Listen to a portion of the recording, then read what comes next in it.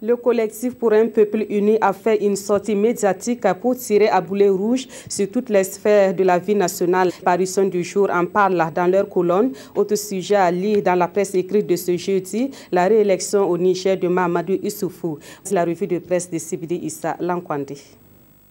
Situation nationale, le collectif pour un peuple uni donne sa lecture. Sortie médiatique relayée par les parutions.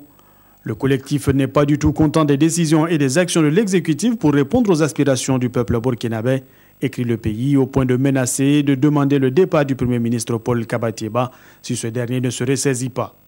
Dans la ligne de mire du collectif, le parti au pouvoir, le président du Faso, l'opposition politique, la CENI, les organisations de la société civile, le phénomène Kogluego, bref, chacun en a pris pour son grade, ce qui fait dire à l'observateur Palga que le peuple uni fouette tout le monde.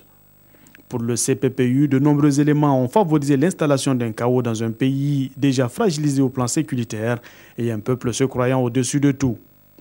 Le pays doit être impérativement remis sur les rails du développement, alors un remaniement ministériel s'impose, peut-on lire dans Aujourd'hui au Faso.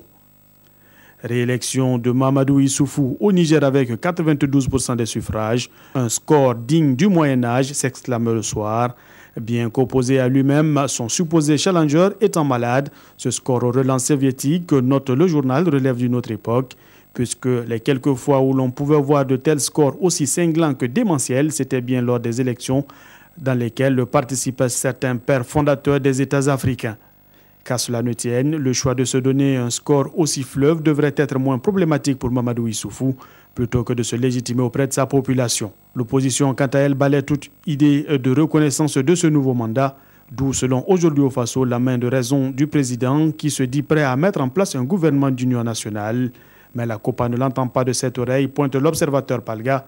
L'opposition appelle à la désobéissance civile à partir du 2 avril, au lendemain de la fin officielle du mandat du président Issoufou, ce qui sonne pour les éditions Le Pays comme un appel à la sédition. Et le journal de se demander si l'opposition acceptera de franchir cette ligne rouge.